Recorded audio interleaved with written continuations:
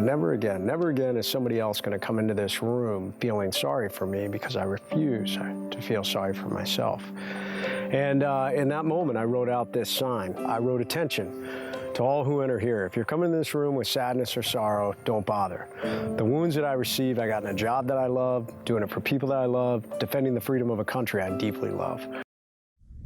A story of overcoming obstacles, relentless sense of life purpose, and focusing on what it means to be an American. Our next guest brings all of that. Joining us now is decorated former Navy SEAL lieutenant and author of the New York Times bestselling book, The Trident, The Forging and Reforging of a Navy SEAL Leader, and my good friend, Jason Redman. Jason, it's a pleasure to have you on. Good morning.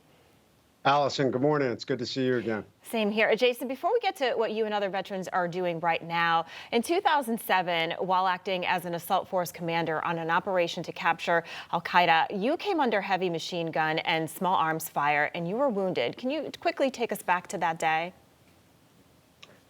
Yeah, definitely an intense night, obviously. We had taken down one target, and often it happens that the original target, our leader, was not there. Saw a lot of activity on another target, so we moved to it and walked into a very well-executed al-Qaeda ambush. We estimate probably at least 15 enemy fighters, 2 machine guns, and myself and other team members got all shot up. I was stitched across the body armor, took 2 rounds in the left elbow, which in the firefight I thought had shot my arm off. I took rounds off my helmet, weapon, had my left night vision tube shot off, and then caught a round in the face that hit me right in front of the ear, traveled through my face, exited the right side of my nose, blew out my right cheekbone, vaporized my orbit, broke all the bones above my eye, shattered the head of my jaw, shattered my jaw to my chin, and knocked me out. Wow. And I was pinned down under literally this gunfight between the enemy and my teammates was happening directly above me. But it was my teammates who saved me, and big tribute to the Air Force. We had an AC-130 gunship that brought in the closest fire mission in the entire Iraq war. So thanks to my teammates in that gunship, I was able to come home. Yeah, absolutely. And, your recovery became known across the world. You wrote and hung a bright orange sign on your door, becoming known as the sign on the door, which acted as a statement and symbol for wounded warriors everywhere. I remember talking to you about this, and you were invited to the White House to meet with President Bush. And you also want to take us back to what's happening now. You tweeted out, "Multiple bad decisions regarding the withdrawal led us to where we are. It's time for all Americans to stop with what makes us different and focus on what it means to be an American." First off, what went through your mind, knowing that the U.S. military had to get out and we probably weren't getting all Americans out? Obviously I was troubled, I think, like so many Americans, at the rapid withdrawal. And, I also recognize we can't stay in wars forever. But we have spent 20 years trying to help the Afghans, and there's a lot of amazing Afghanistan citizens, amazing allies who worked side by side with all of us, special operations, with the government, with other military units on the ground.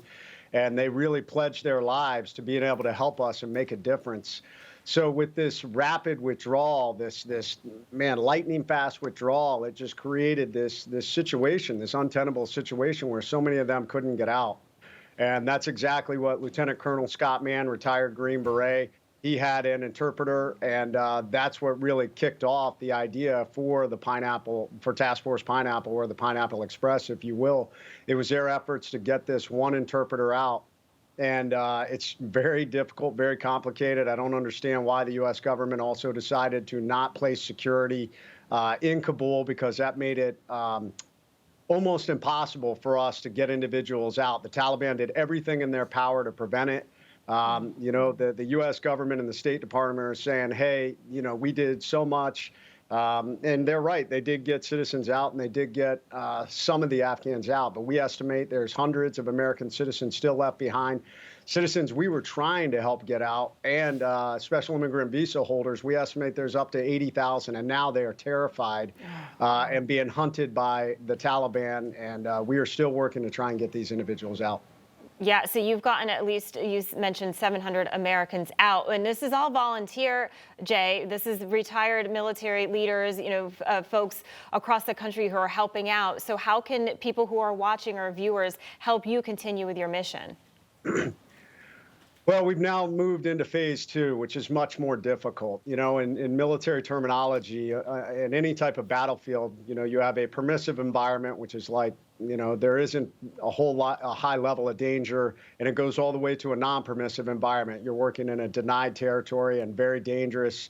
If you get caught, there's a high likelihood for death, and that's what we're working in. So it is a very difficult environment. Typically, it takes years to truly build up networks to be able to communicate and move and do the things we need to do, and we're trying to do it in days. Oh, well. So, just quickly, we have like 5 seconds.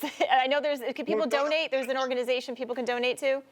Yeah, go to operationrecovery.org and encourage your political leaders. We need the Biden administration to declare presidential funding to conduct clandestine operations on the ground to recover its citizens in Afghan. So operationrecovery.org, and hit up your political leaders, please. All right. Well, thank you so much for coming on today, Lieutenant Jay Redman. We appreciate all of your service, and you continue to inspire all of us. Thank you. Thanks, Allison. Okay, we'll be right back. You're watching Wake Up America only on Newsmax.